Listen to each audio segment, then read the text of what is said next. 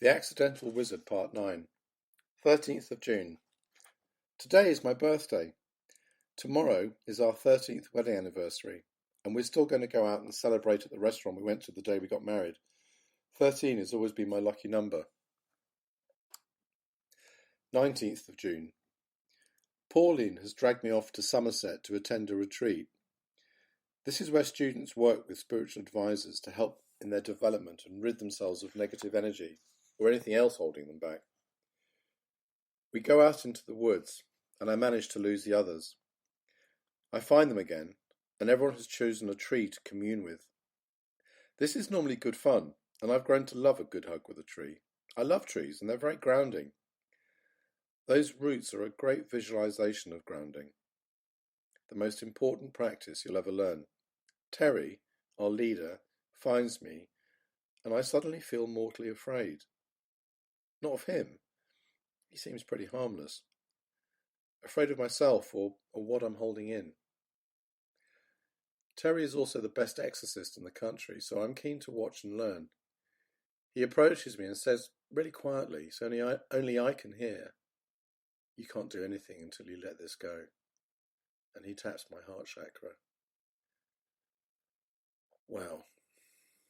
The tears really come on, and I literally fall to the ground amongst those beautiful ancient trees and sob my heart out. Really sob. Big, racking, girly sobs.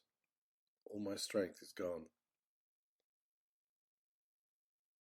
I have tears smeared down my face, mixed in with leaves and bits of twig. Snot bubbles out of my nose. This has to be as bad as it's going to get. I feel like the sadness I've accumulated in my life is choosing this moment to erupt. Oh, truth, I can't bear this. I'm not strong enough. Uriel, Michael, and Gabriel are suddenly around me. I can feel their compassion and strength. It's the first time for what seems like a long time I've experienced this. I think I've been projecting so much chaotic energy it's disrupted the vibrational frequency around me. I sit up and pay attention to my environment. I stop crying. The angels float above me. They're so beautiful, you know. You really have to get yourself plugged into this again. It's brilliant. Of course, it helps if you start off by being a bipolar emotional cripple like me. It really gives an extra edge. 20th of June. Day 2 of the retreat, and I'm already dreading what's coming. At the end of the day, we're going to have a healing session with Terry. Healing? That's a laugh. This guy is one of the most powerful people spiritually I've ever met. No wonder he can ghostbust. This isn't going to be a healing session for me. It's going to be an exorcism. He knows it. I know it. And the prospect of what might happen is stressing me out. The day starts gently with a little meditation and spiritual aerobics on the lawn. While I'm trying my best not to fall asleep, a chicken and a cat come and sit on me. That happens a lot. A regular Mary Poppins, me. Right, time for the healing. This is fascinating, actually. For some reason, war has broken out between Natalia, the other person who leads these courses, and Pauline. I get the sense Natalia has taken exception to one of Pauline's previous incarnations, a tragic witch with a dislike of children. Ironic that Pauline is the loveliest person you could hope to meet and is a teacher. See how that works karmically? Terry lets me work with him on a lady who we can feel was hanged in a previous life. She starts to choke, and I can sense the rough hessian of the rope around her neck. It's quite scary in a way, observing a sweet, elegant woman reliving her death throes with all the anger and sadness. Terry is uncoiling long strands of black energy which is stuck in her body and dragging it out. He cuts it off at the base, ties it into a metaphorical knot and disposes of it over his shoulder. Funny, that's what I do. Already. Then it's my turn. As soon as he puts his hands on me as a subject, I can feel the resistance. With some coaxing and some not so gentle coaxing, all manner of emotions and memories, past lives and lurking energies are extracted. I'm aware but completely incapable of autonomous movement. I think if he'd stabbed me at that moment, there would have been nothing I could have done or wanted to do about it. It's actually an incredible experience. And he does this with the Scissor Sisters, Joss Stone and the Doors playing quite loudly in the background. The energy and the emotion of the music seems to help him, and it doesn't seem incongruous. When Terry is finished with me, I snap back into my body as if nothing has happened. Altogether very satisfying. While I was out of my body, I saw Merlin, King Arthur, Metatron, and an army of Dracos represented by Egyptian gods Anubis and Set, who are depicted as jackal gods, i.e. men with the head of jackals. This was what appeared in my dream last year and inserted the implant in my head. Oh my God, I sound like a paranoid schizophrenic. Ooh, yes, they're after me, Doctor. I'm pursued by half men, half jackals who sometimes appear as that monster out of Alien. But if I'm honest, really honest, the vision I just experienced seemed real. I had the dream. And that's the point. You just know, but hey, that's my reality. What's yours? 21st of June. Last day of the retreat, and we're on the cliffs overlooking the sea. It's a beautiful day. We're in a circle meditating and working on our chakras. I'm pretty open. In my mind's eye, arc of my third eye, my forehead, a door opens in mid-air, and this troop of about 50 little samurai appear and encircle the ring we formed. It really freaks me out. They're really black. Their samurai helmets, armour and swords are perfect miniatures, and they're about 3 feet tall. I'm talking to them. Well, to thin air, actually. A few concerned eyes, which had been closed, open and peer at me. Clearly lost what little of his mind was left. But I feel their presence. They are my little soldiers. They are the things Angela tried to explain a year earlier. Little black Darth Vaders. I really do have a lot of protection. And if I think about it, I would look into the pit and meet Abaddon's furious glare. I would. Maybe the devil is the ultimate client for the angelic realm. If that could be saved, could that save the world? 22nd of June. Next day at Mary Magdalene's Church in Taunton, I catch a huge orb in the vestry on camera. I can feel it's an angel of protection. The Magdalene ley line, which is thought to pass right through the abbey in Glastonbury, runs down the nave of this church. I stand at the altar with my dowsing crystal. After a few seconds, I realise it's hitting my arm because it's spinning so violently that it's almost horizontal. That is one very powerful ley line. 18th of July. I'm on the other side of the world. My wife is in Shanghai, and she's paid for me to fly out and join her, upper class on Virgin. My friend Angela Davis is convinced I'm going to die while I'm there, which is frightening me. I feel suicidal again. It's not the first time in my life. I've always been afflicted with sudden bouts of depression after a prolonged high when I feel indestructible and full of ideas. It isn't triggered by anything tangible. It just happens with no warning, like a balloon suddenly deflating. I can't help feeling that my life is over. I find my wife running a fascinating event at Shanghai Expo. She's so clever, my wife. I see her for the first time after I arrive in Shanghai, as she stands quietly to one side at the front of the room. She's wearing some earrings I bought her, and is dressed in black as usual from head to foot. She looks so sweet and sexy. I want to run up and hug her. We have a lovely time the next day sightseeing. I'm amazed by Shanghai. What a vibrant, optimistic place. Everyone has a job and is busy going somewhere. We ride on the maglev train out to the airport just for fun. It is such an engineering marvel, it's like kissing God. 410 kph with no oscillation whatsoever. You could sit with a saucer of tea balanced on your head and it wouldn't spill. We hold hands. I start crying again. at the pureness of the train's smooth ride and the pureness of the love I feel for my wife.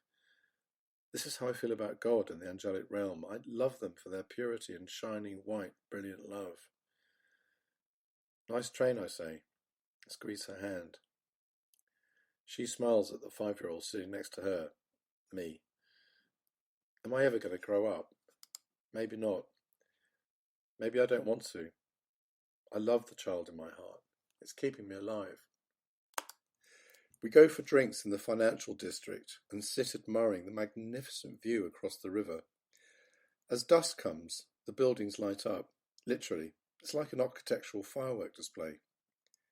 We talk for hours. Can't remember anything we discuss. All I can remember is thinking my wife is the most amazing person I've ever met. Who wouldn't?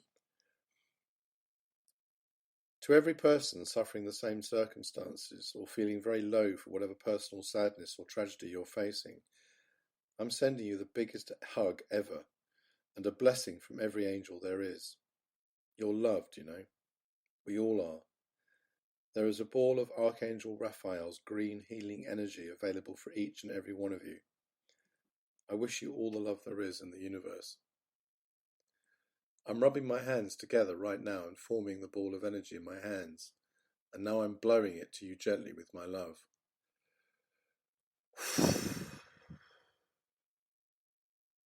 Can you feel it? You should be able to. Healing others makes me feel good and lifts my spirits. 22nd of July.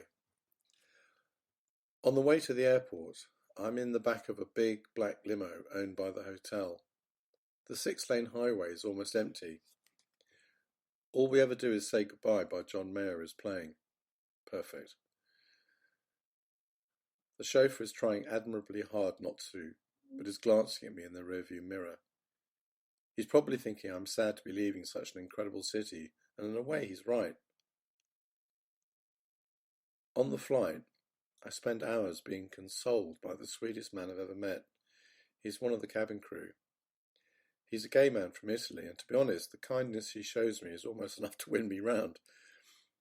I sit at the bar in upper class, and he feeds me good espresso coffee, whiskey, biscotti, and a delicious prawn curry he conjures up.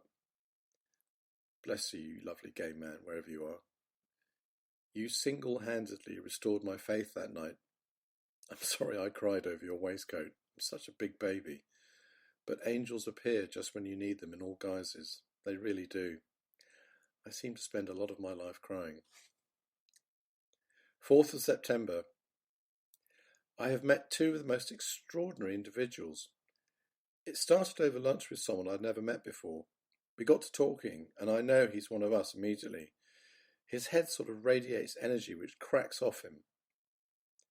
I feel immediately that he's somehow connected to the divine feminine like me. I think of the Shekinah as I speak to him. I ask him if there's anybody he is close to who is associated in some way with the divine feminine. He looks startled, defensive, then curious. A little tick develops under one eye. Got you.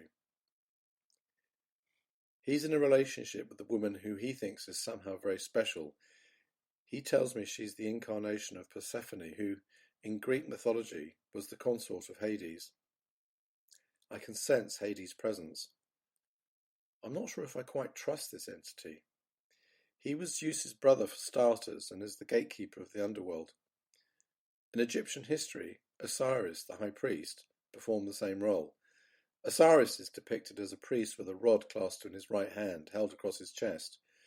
In Christianity, or the Book of Enoch to be exact, Metatron, my guide, is the gatekeeper of the Stellar Gateway, which I've started to work with so much. So that makes Hades my nemesis in theory.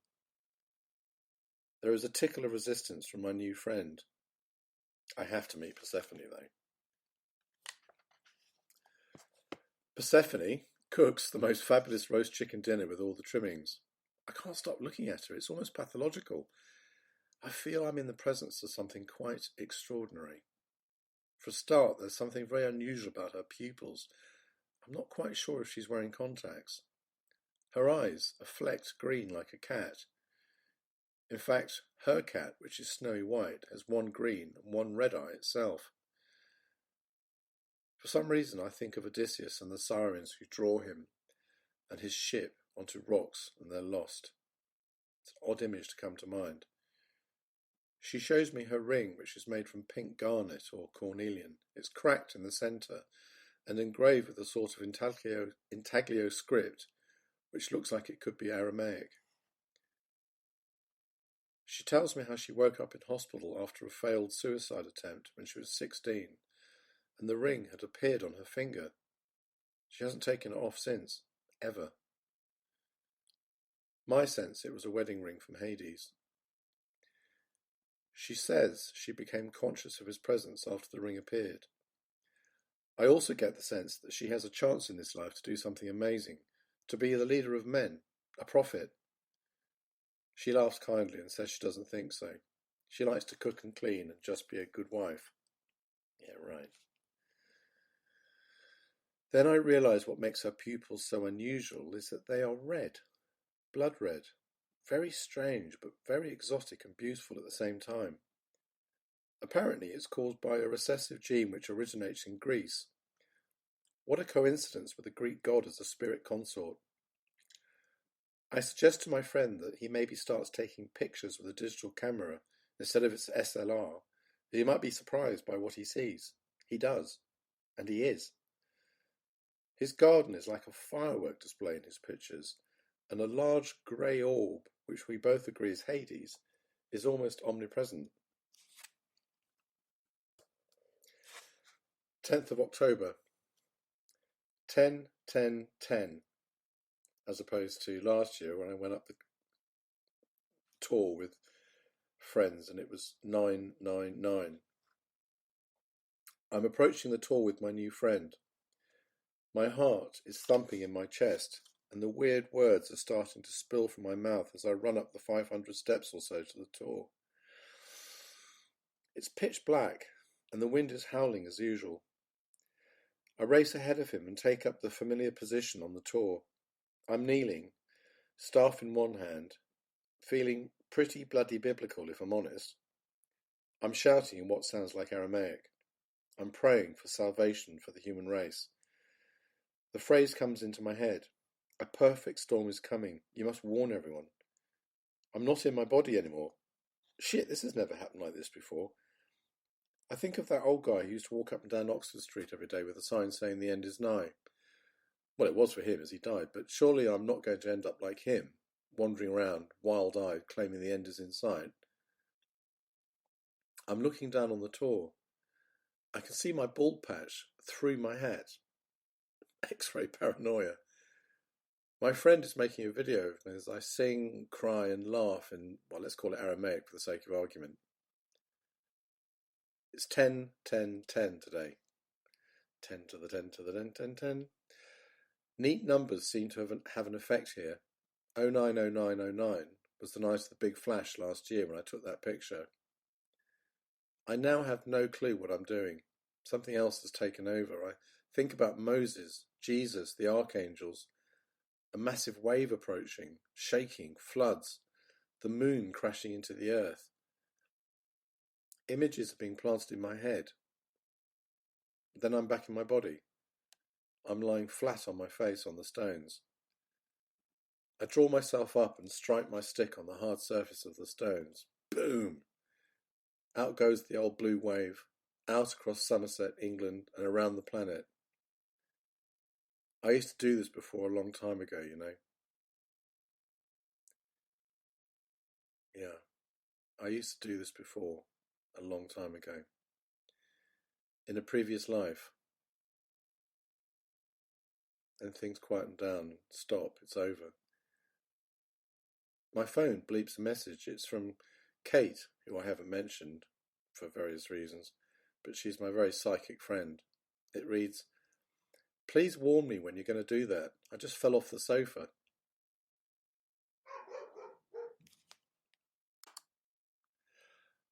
After our trip to Glastonbury, my new friend never talks to me again. So he wasn't a new friend for very long, was he? Shame. 18th of November. I'll say that again. In Louisiana, to make a documentary about the Deepwater Horizon accident and the aftermath of the impact locally. It's looking like quite good news for the Gulf of Mexico generally from an ecological viewpoint. We take a trip through the bayou with the local prawn buyer. The wind rustles and waterfowl are in evidence. This means I can visit New Orleans and see if the voodoo is as strong as they say. I don't have the sense when we're there that it is anymore. Maybe it's because Hurricane Katrina gave it such a kicking. Bourbon Street still rocks and reveals some vivid orbs floating around the bar where live blues pumps away all night long. I love the vibe in the French Quarter. It's a fun town with an upbeat mood. Apparently you can't go into the districts which are still in ruins after Katrina. Stray in there after dark and you won't come out. Maybe that's what I'm missing with the voodoo. I have a sort of death wish, but not that bad.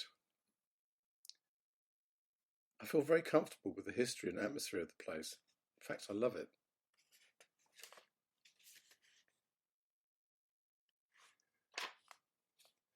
"12th of December. A word about my friend Missy Blanche. I mentioned Missy way back at the start of my diary. This woman has been my guardian angel for years. She can also be described as my producer. When I've been ill, like I was all the way around Arizona, she cared for me. She keeps my spirits up when I get a dose of the bipolars. We're all blessed with angels, and she's one of mine, always smiling, always happy. Blessings, General Missy, and thank you. She is with me in Louisiana. We're driving from Houston to New Orleans again, and I feel wretched again. Really, really bad, and I have no idea why, apart from the usual nagging sadness I sometimes suffer from. Later, I found out the tree of life in Glastonbury is cut down with a chainsaw. Someone is trying to damage the hold good and the angels have on Glastonbury, and make way for their own lords and masters, who I sense might be ancient Egyptian gods like Set and Osiris. The tree is said to have been planted by Jesus when he visited Glastonbury on a voyage around the known world with his uncle Joseph of Arimathea, who was a merchant. The first Christian church was started in the centre of what is now Glastonbury. It was built so the Romans wouldn't find it and it was built from branches which formed a canopy by, it said, Joseph and Jesus. The tree is said to have been planted at the same time. I have visited it many times in the past, and it was decorated with thousands of coloured ribbons like a Mongolian or Tibetan shrine. And now, some idiot has crept up to it in the dead of night and chainsawed it down at its base. When I find out the news, and know that it's this which has been tearing at me, I look in my mind to see who is responsible, and I see who it is. I call my friend Cherie, who is an expert at distance viewing, and tell her what I've seen. She says she saw the same person. Hardly what you can base a police report on, though, so he'll have to face what he's done at some point, though. But he knows who he is. People always have to face what they've done. The forces of ancient Egypt are making their claim to the tour as a result of the disruption. Disruption in the Middle East is coming because the earth chakras are opening and creating a desire for truth and fairness and high food prices, and this will only intensify. The ancient controls that the entities the pharaohs in Egypt revered are looking for ways to keep their stranglehold intact on their people. They're seeking their springboards, and the tour is one, as it has such a powerful portal. 14th of December. I have felt a strong desire to perform a ceremony for Louisiana, and the longer I am there, the stronger the conviction becomes. One of my crew, an absolutely lovely guy, I sense was a brutal, murdering rapist in a past life. I tell him this over breakfast. Never been that good at choosing my moment, about my feeling. His face absolutely falls, and he looks at me silently for some time, weighing something up. Then he tells me that he has a recurring dream where he tears off the arm of a girl and rapes her while she's dying. Suddenly the pancakes don't seem quite so appetizing. I explain that this is a past life memory, and that his contract in this life is to make amends and spread only love and laughter, which is exactly what he does for the entire shoot and his life at home. He does, however, have a nervousness about engaging with women he meets, and it's my sense this is tied in with the monster he was in previous lives. He's scared of engaging because of the memory he has of who he was. This sort of past life connection affects a lot of us and produces emotions and reactions we can't adequately explain as they skew our responses. Understanding who you were helps you understand who you are so much. I have found a clearer picture of my own past lives has helped me define my own life and who I am. It explains so much about irrational, misplaced fears and emotions which don't sit well with your personality.